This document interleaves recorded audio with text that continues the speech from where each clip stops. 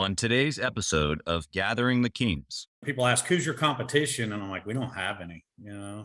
Well, what about, I'm like, well, they're not really competition. Yeah, they're in the business. We're in the same business, but I'm not competing against anybody other than ourselves, You are listening to Gathering the Kings with Chaz Wolfe, featuring fellow 7, 8, and even 9-figure business owners who have real battle scars from business and life, but have prevailed as the king that they are designed to be.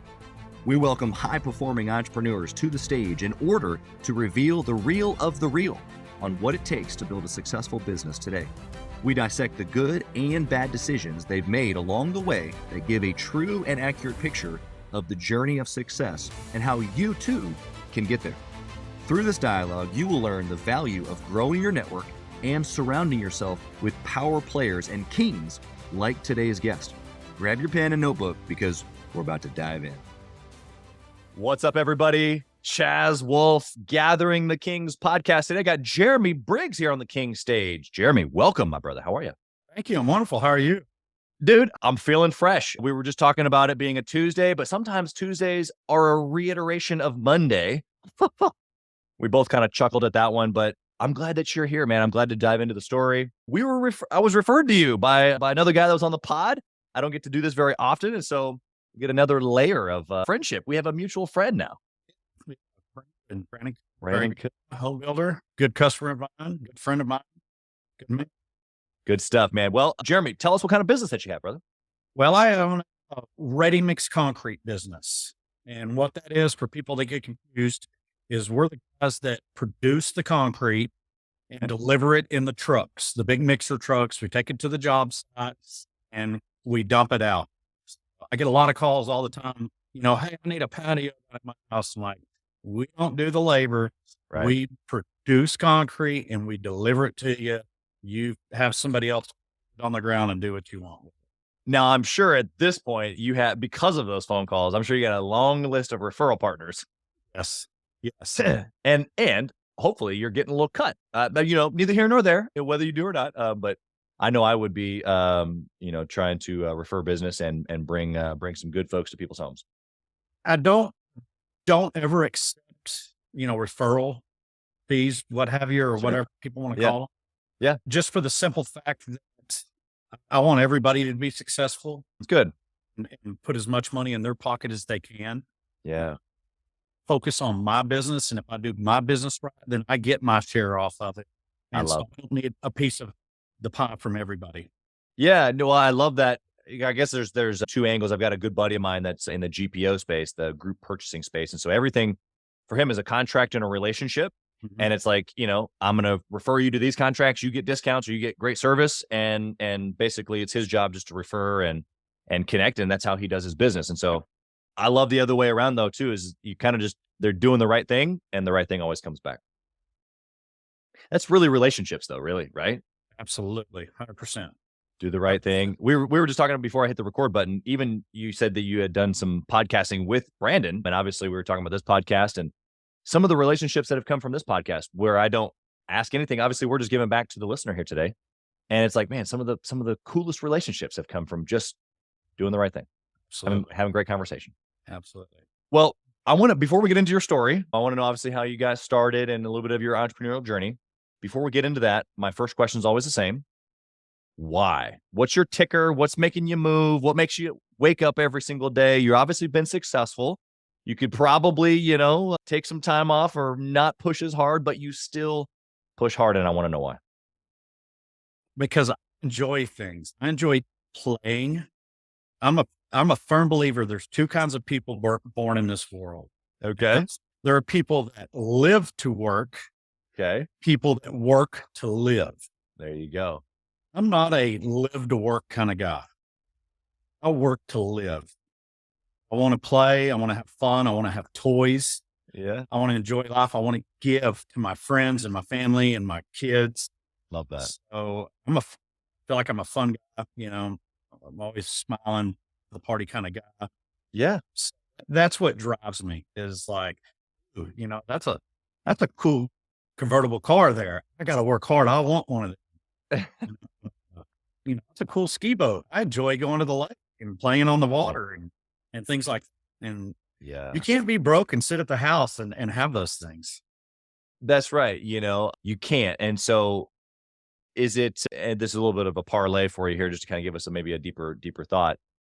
The toys I hear as the like physical representation of joy, right? Like when you Yes. said I'm always smiling, like before you even said that, for the listeners that are on Spotify or Apple, they don't get to see you, but my cheeks are already sore because I've been trying to keep up with your smiling. But in all seriousness, I find the conversation already been super joyful. And then your first answer is toys, which really equates to joy. And so my question in all that is, what's the joy? Why are you so joyful, or why are you seeking joy in that way, or toys and, the manifestation of all that? Like, why is that so important to you? I don't know. It's just fun. I mean, who doesn't like to go out and have fun and smile and laugh and enjoy things every day? What's the caveat? Taking it seriously and being stressed? Yeah. I mean, I don't have a lot of stress in life. I never have. Well, I say I never have. I have. The older I get, the more I realize, hey, man, we're here for a very short period of time on this earth. And I want to spend every second that I've got enjoying it. Nobody knows for sure what happens when we're gone, you know, and I pray and hope that there is a great heaven that we go to and get to live even a better life, but we just don't know, we just don't know. As much as I want to believe and have faith, we don't have that tangible evidence that says, no, this is where you're going. You're going to heaven or you're going to hell. So Right. while I'm here, and things can change in a heartbeat, people get hit by trucks all the time, and plane crashes and lightning strikes and snake bites and things like that. And it can come to an end real quick. So I just, I enjoy it. I like to have fun and make memories. So Yeah. Yeah, the make memories part, I think we all like to have fun, but for the serious guys out there that are like me, that kind of like not shy away from fun, but think, well, I'll get to the fun later. He's right. He's right. But even in your task oriented thoughts, position it like this.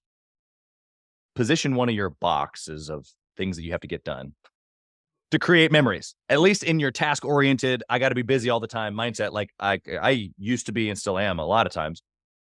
If I just create a box on my to-do list of create memories, that part right there then helps me get into that mindset of right here. Stop thinking 5 and 10 and 25 years down the line. Think today. Mhm. What am I doing with my kids today? What am I enjoying with my wife today? What am I enjoying today? I think all that's just a beautiful place to be. In fact, it actually reminds me of my dad tells a story. I didn't know my dad growing up. We met when I was 24. He didn't know I existed. I thought somebody else was my dad. Kind of a crazy story, but he talks about how his wife bought him his first elk hunting tag 2 years ago or whatever it was now.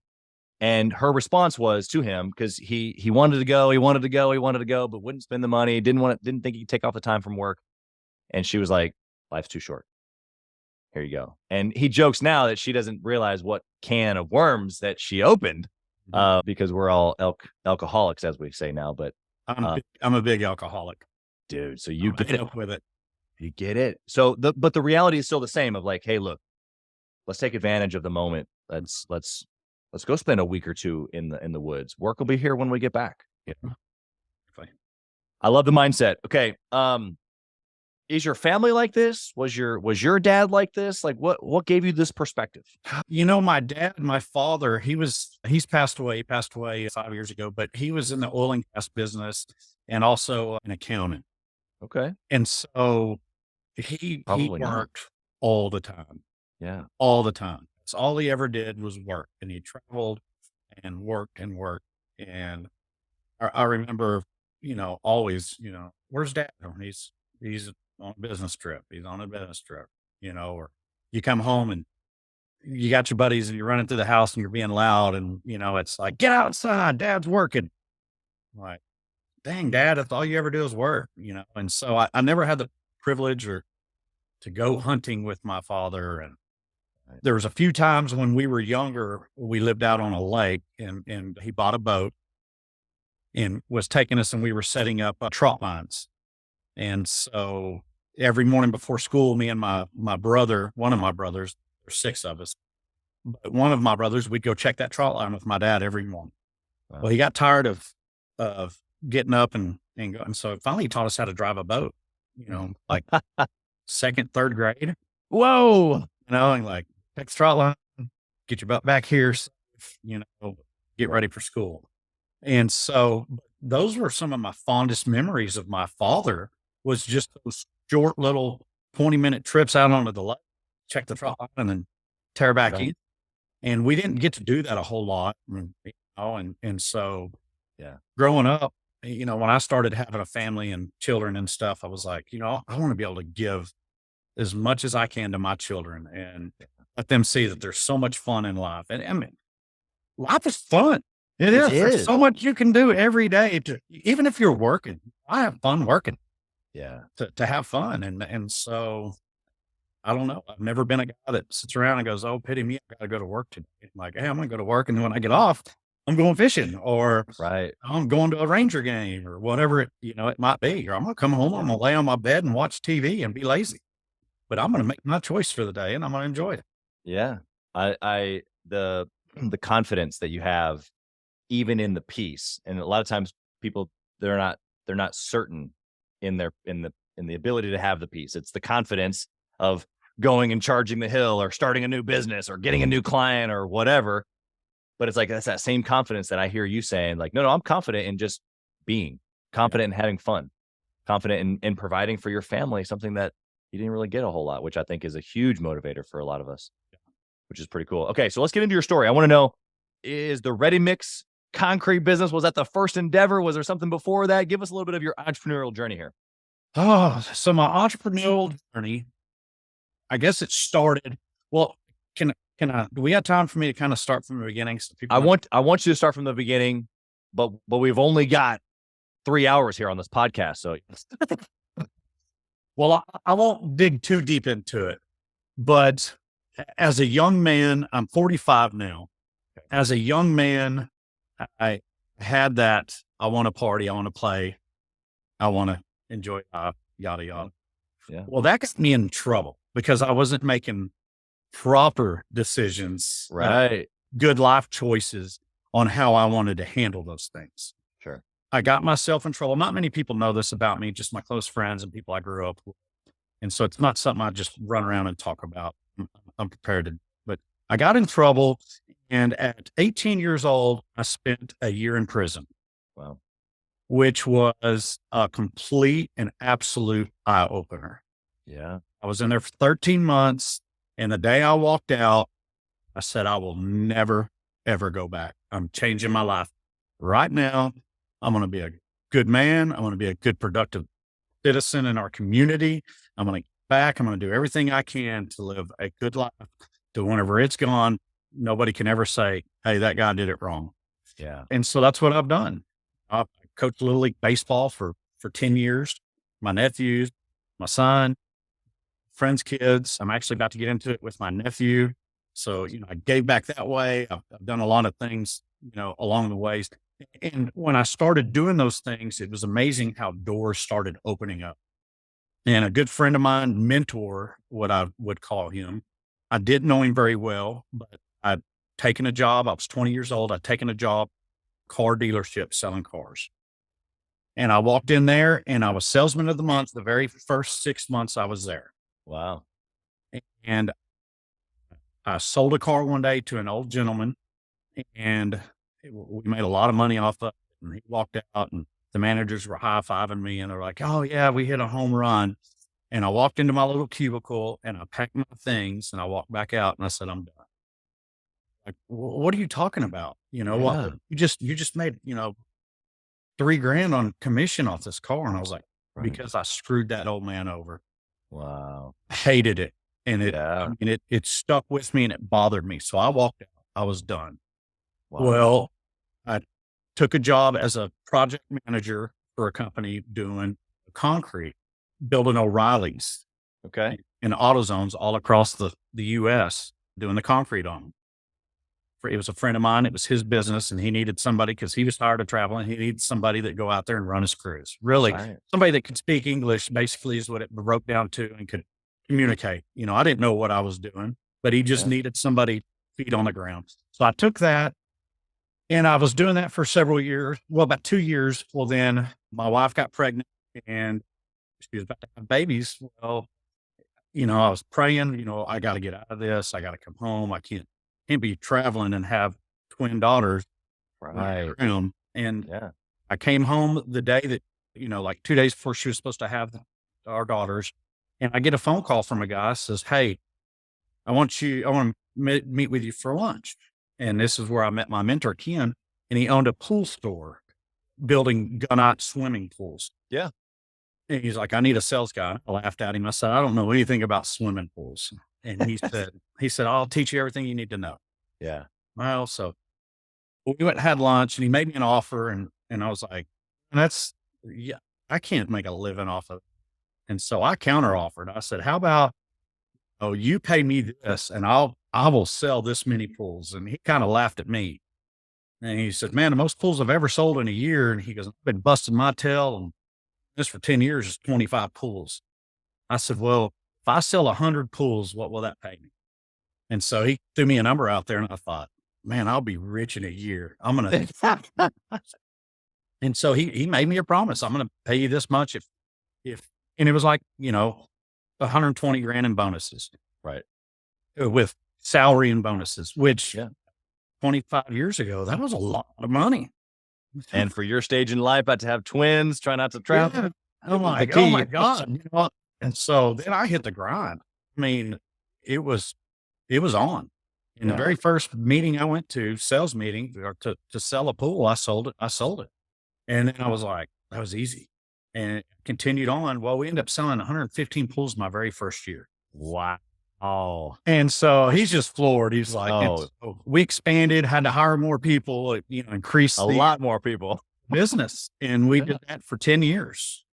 And 3 years into it, I sold my first $1 million deal Wow. and got a 3% commission on that. So 30 grand commission on that. And then that's really where I said, I want more money.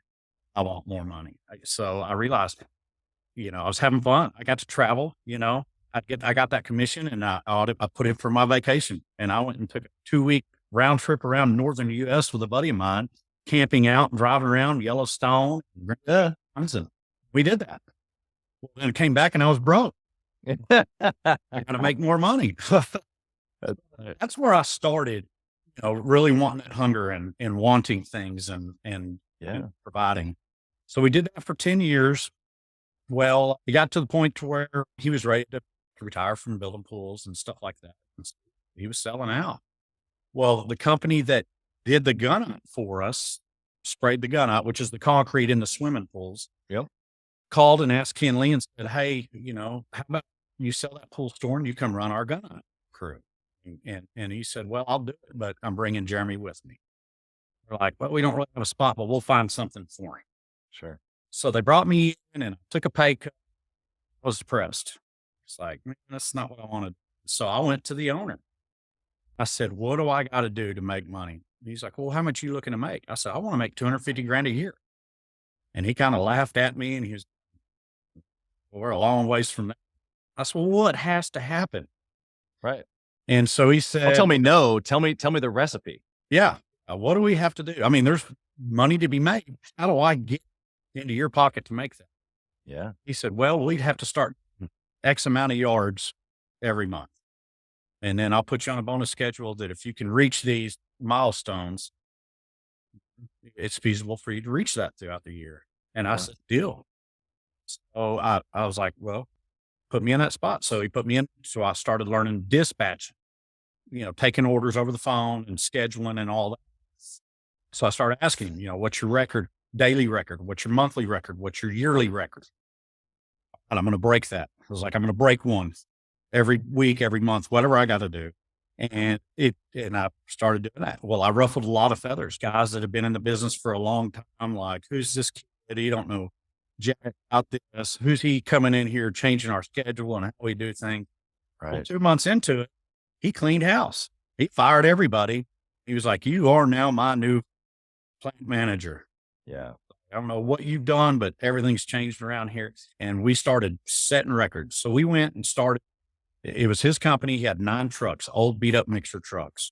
When I left, he had 5 locations and over 100 trucks, a quarry, a rock quarry, and 100 haul trucks. And then he sold it out about 4 years ago for well over 100 million. Wow. And I was just like, I can do that. Well, I don't have to keep making people that kind of money. Yeah. And so another friend of mine, we got to talking one day and he was like, "Man, let's open our own." I'm like, "You want to?" And he said, "Yeah, let's do it." So round everything up and The journey began. bought a piece of property and ordered a plant and ordered 9 trucks. And Wow. that was 2.5 years ago. And now we're at 32 trucks. I got 25 more ordered. We're building our second location right now. We're say probably 35 to $40 million a year right now, Yeah. which I we anticipate to increase.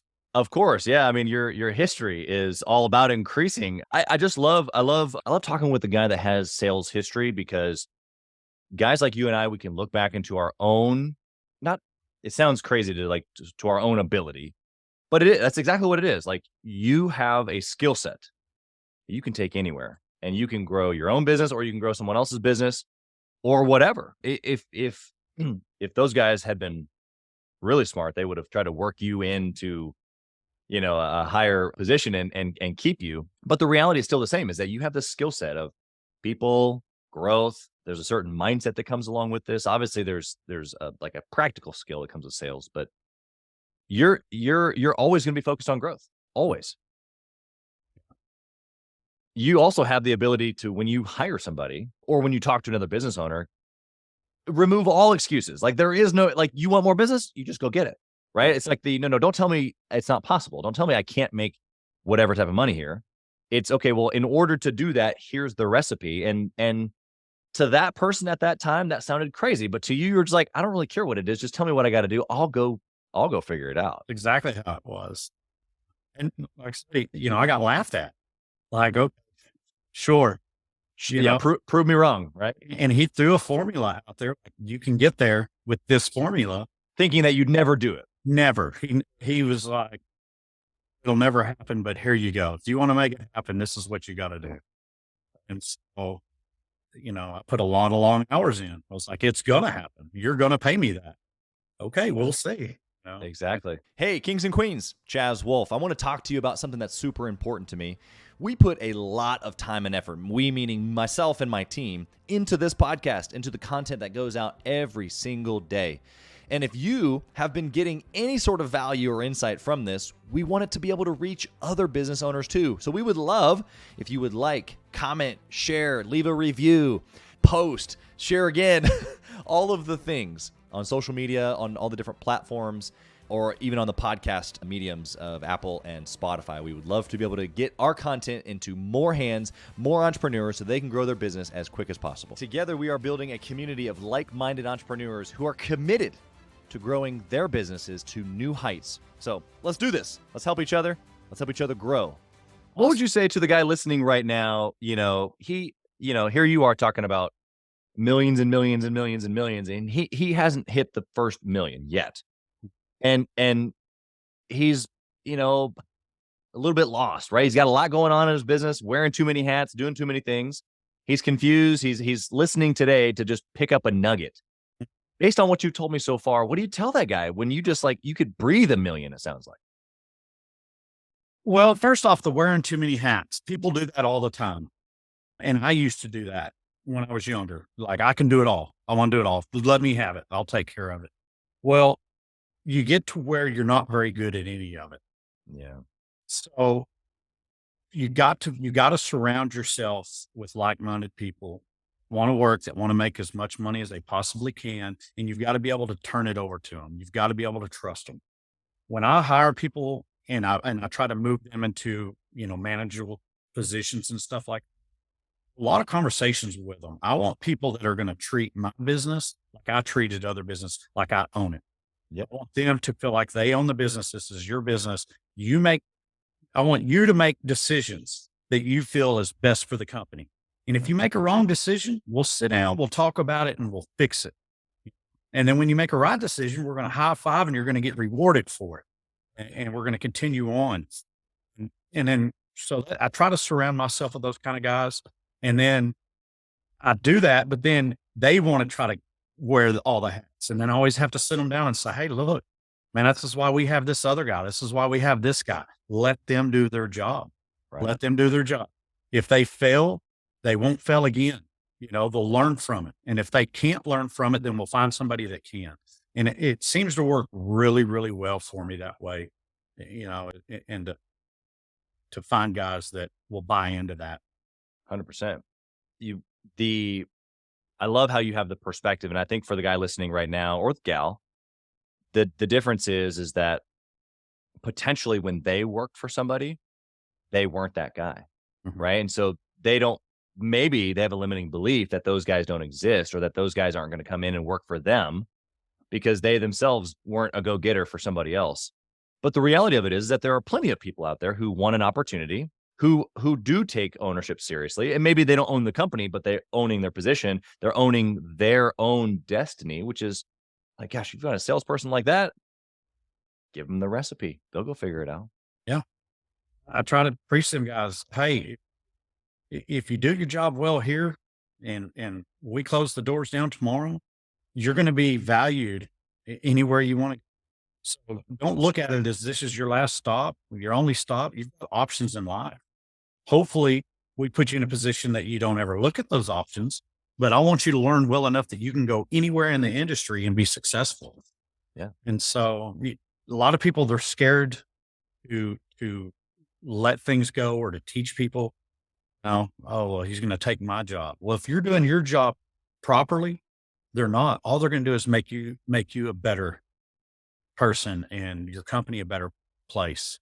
Yeah. So 100%. we work real hard on that, on finding those right people and having those conversations with them before they're ever promoted. And we like to promote from within.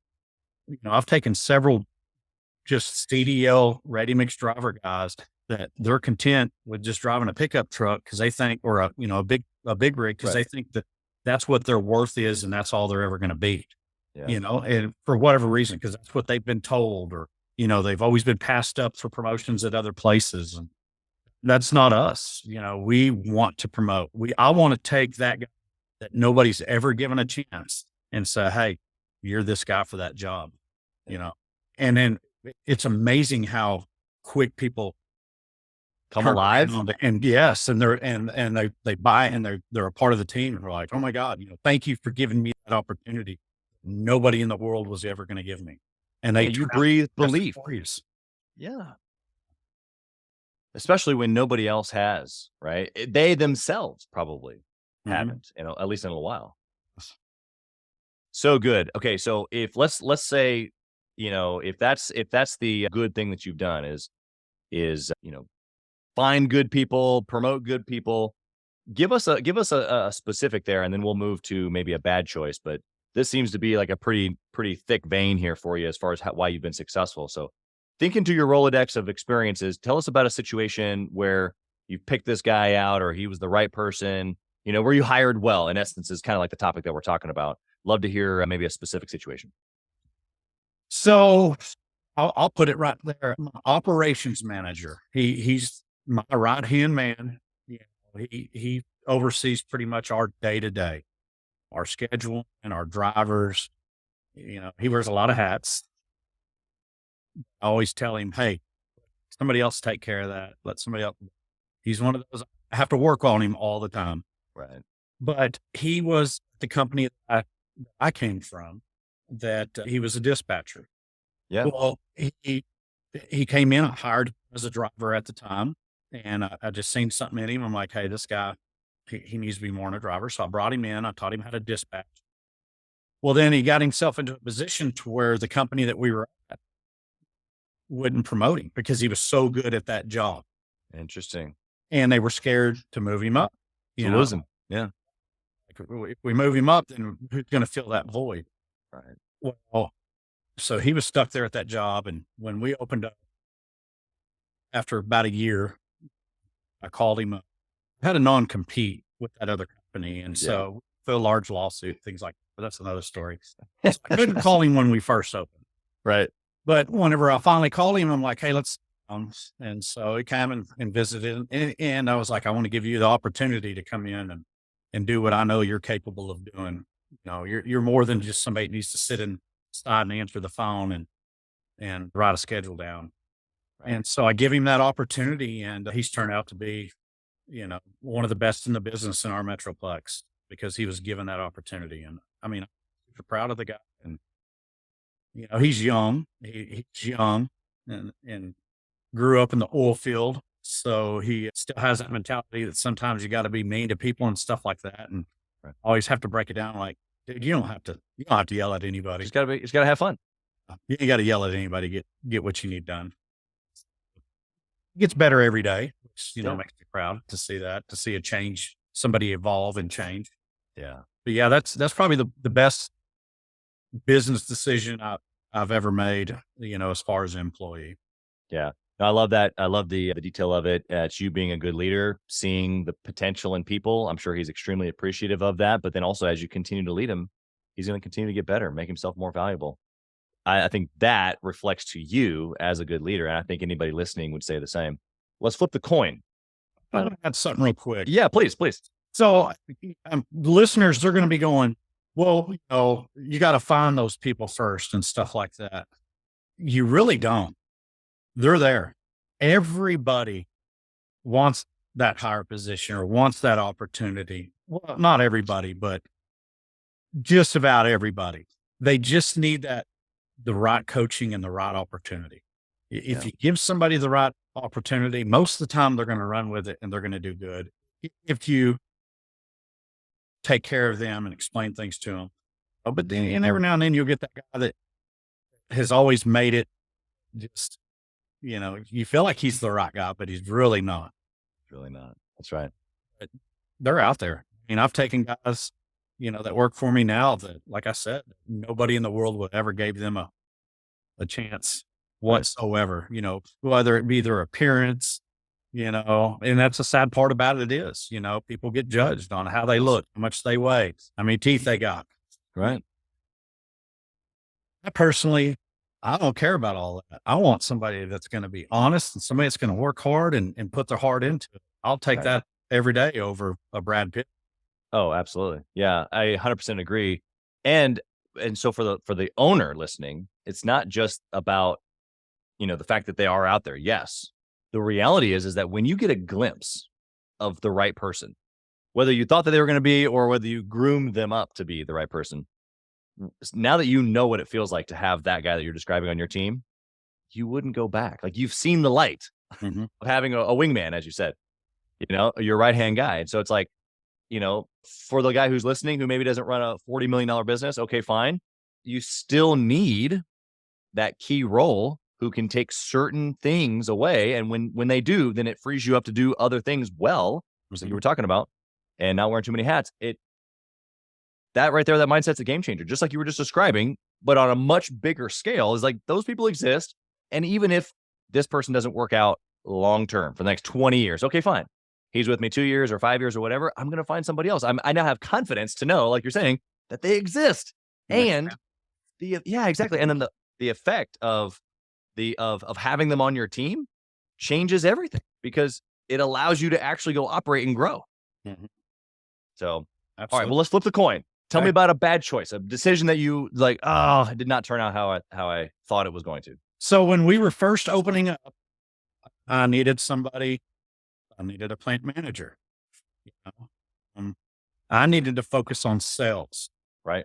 I needed to focus on growing the business. I didn't need to be in the office waiting for somebody to call and schedule something and me to load a truck and send it off. I needed to be out beating the streets and talking to people saying, hey, give us a chance, you know. Yeah. We're new in town, you know. Right. They knew me, but people are real finicky in our market.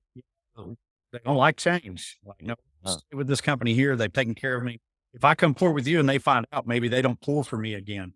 Right. Things like, and so it was a hard struggle. Well, we found a guy that had been in the business and people said, "Oh," but we knew he was very knowledgeable. We knew he was knowledgeable, and he was like, we need somebody knowledgeable, somebody, we don't have time to train somebody. Right. Right. We were forewarned. This he ain't. You don't want him. Yeah, he knows the business very well, but he's not a very personal and stuff like that. Yeah. Well, we hired him anyway against our better judgment. Oh well, we can change him. We can change. Yeah. And no, No. it's a disaster.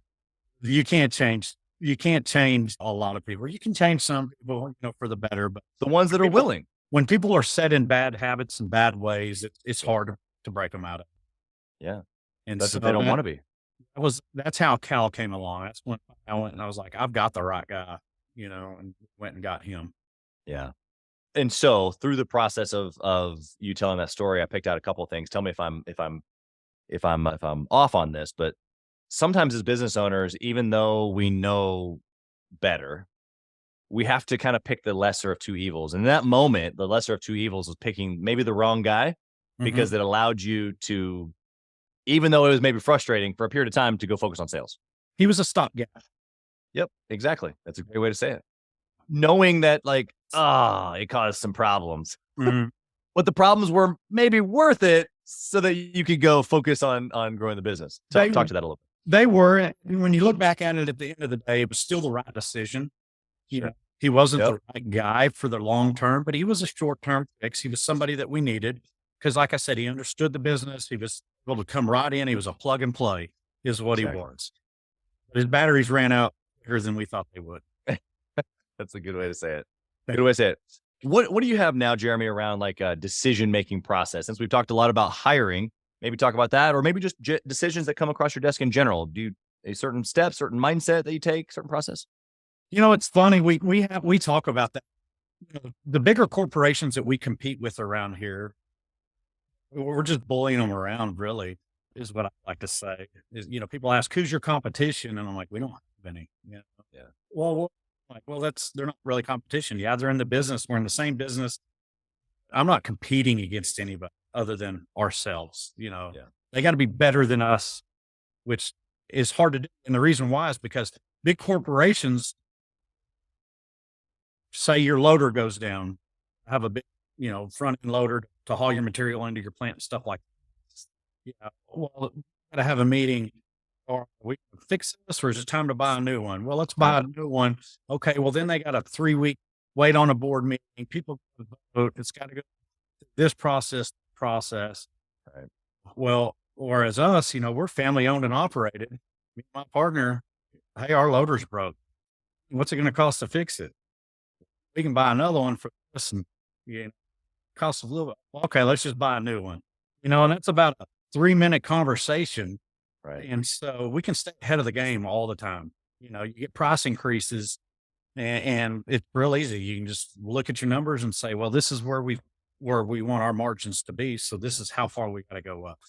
Bigger companies have meeting after meeting after meeting after meeting to make things happen. And so we kind of cowboy things around here. We're just good old country boys out here and that's things the right way. And how we feel, and it works. It works well for us. Yeah, it's your first mover's advantage, right? It's your small enough to still be nimble, which is funny because obviously, there's obviously much smaller fish in the pond than you, but it's like when you realize the nature of the game, it really doesn't matter your actual size to you. Yeah. It's the mindset of cowboy. I'm not actually just slinging out here, but there's a freeness or maybe a not set in concrete, pun intended, for a process. Okay, we have a process, but dude, we can do this way faster than the next guy. So let's change it up. Let's switch it up. Let's be nimble. Let's be fast. Speed is your friend is what I'm hearing. It works well for us in our business. Our business is changing all the time. We live off the economy. We are somewhat a necessity, but you don't have to have concrete to survive. That's right. I can think of some other things I would want first. So we need the economy to stay strong and things like that. But it just makes it easy to be able to sit down and visit about it for a few minutes and well, that makes sense for us. Well, then let's do it. Yeah, 100%. Okay, let's go to the speed round here. First question in the speed round is trackability. I'm going to ask you, if you only had one KPI or one measurement to have or one trackable thing in all of your business, what would it be? What would you choose to track forever and ever if you can only pick one? I would love to track how much waste we have. Interesting. It's very hard to put a number on it. Yeah. We've got some forms whenever okay. So just so you understand what I'm saying, our trucks haul 10 cubic yards of concrete. They can haul as little as, quarter yard all the way up to 10 yards. 10. Yeah. And so say a contractor calls and says, hey, I'm pouring a house slab. I think it's going to take 100 yards. So that's 10 trucks. So we send 10 trucks there. They pour out of them. They get to the 10th truck and they only need half of what's in there. Right. So there's 5 yards coming back. So we pour them into forms. Block forms is what they are. And people use them for retaining walls or, material bins, different places and things like that is what we do with our waste. So it's a small way to be able to track it, but there's so much that, you pour out on the job site, how much you got left? Oh, about a yard on my truck. Yeah. Just dump it over there. Right. Or guys come back to the yard. I got about a half yard. Well, it's not enough to make a block. We'll dump it in our pit, in our washout pit. Yep. So, I mean, there's thousands of yards that are wasted, and I wish there was a way to track that. Just and be better. really see what it was. Yeah. And some companies they recycle. They've got a recycle plant. I've seen those, and I had experience, and I'm just not a fan of them. I just don't feel like they're a good fit for us. Sure. So, but yeah, I would Another solution coming on the horizon. I can feel it. I would love to see how much. Really, I mean, I think about it all the time. Man, we waste a lot. It's paid for. Sure. It's like going to the restaurant and saying, "Hey, Throwing away food. Give me fajitas for two, and eat one fajita out of that, and then leave with the rest of it sitting on the plate." Yeah. Yeah. It doesn't feel like you're a very good steward of what you've been given. Yeah. I can, especially in our edible arrangements franchises, we try to minimize waste all the time. At the end of the day, there's pounds and pounds of strawberries thrown away. Just the way that it is. Okay. What book would you recommend, Jeremy? Have you heard of Extreme Ownership? I have. It's a phenomenal book. Phenomenal. Yeah. Yeah. What's your, I mean, obviously outside of Extreme Ownership, what's your one takeaway from that book? Like what did you get? What can you pass along to the listener right now? Think outside the box. Think outside the box. There's always a solution. And even though you think you might have the right one, listen to other people and work on those things. I'm a big believer, just because I think my way's the right one, it always isn't. Most of the time it's not. And so, I listen and I weigh options and things like that and try to think outside the box. And that's another reason why we've been able to grow as fast as we can and be successful, because in our market right now, we're going through a major cement shortage. And so we're always having to think outside the box. All right, where can we get cement, to handle this week, and how much cut out of our mixes, or what, we're not going to pour this mix, no commercial. We're only going to do residential for this week, and things like that, versus just going with it until you run out. So I like to think outside the box, and I feel like Extreme Ownership talks a lot about, about being able to find alternative ways versus just running through the door and pulling the trigger. Exactly. I love that perspective. What do you think about intentionally networking or masterminding with other entrepreneurs? I love it. Okay. And why? People don't get wealthy by themselves. I've never met a wealthy person that did it all by himself. Never. Yeah, they might have done some things, but at the end of the day, they've always had a mentor, a business partner, a leg up, some way or another, other businesses, other people, to get to where they're at. We got to have each other. There's a couple of other companies that ready mix companies in our area that we're allies with. we're good friends. You know, we help each other out. We talk all the time. How can I help you? How can you help me? Our client goes down. Hey, I'm going to send my trucks over and get them loaded at your place. Yep. And they're small, independent owners like we are. You know, the bigger boys, you know, commercial or corporate guys, you know, hey, my plant's broke down. Can I come load a few trucks there? No, absolutely not. We're fresh out. Yeah, exactly. And so, but yeah, I mean, it takes, you know, like that old people say about raising kids, it takes a village. Well, it takes a village to make money. Yeah. Healthy. You can't do it alone. I don't care who Right. you are. Yeah, I think the way that you said that, obviously, I mean, I'm a big fan of surrounding myself with high quality individuals, but what you just said, as far as like, you cannot build wealth without it. Just plain and simple. You have no hope if you don't. So pretty matter of fact, and I think it's true. Last question here for you, Jeremy. If you could whisper in the younger Jeremy's ear, what would you tell him? Shut your mouths.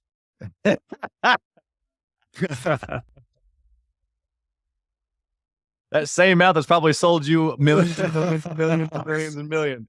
It has, but there's times, you know, when I was younger, I felt like I'd be a lot further along in life if I would have just shut up and listened. Yeah. As a younger man, Sure. it took me many years to realize that. Just shut up and listen. You know, take it in. What we're saying. Yep. You Yeah, know, we've got 2 ears, 1 mouth, right? Well, Jeremy, you've been patient and amazing here with me today, giving plenty of value to not only the listeners but me as well. How can the listener find you? They want to connect with you. They want to maybe get to know you a little bit better. Maybe they just want to pick your brain. Maybe they want to order concrete from you if they're in the Dallas area. yeah, we have a website, titanmud.com, TITANMUD with 1D, mud.com. We're called Titan Ready Mix. So we plant in Cresson, Texas, and our second location, the plant is actually being shipped as we speak.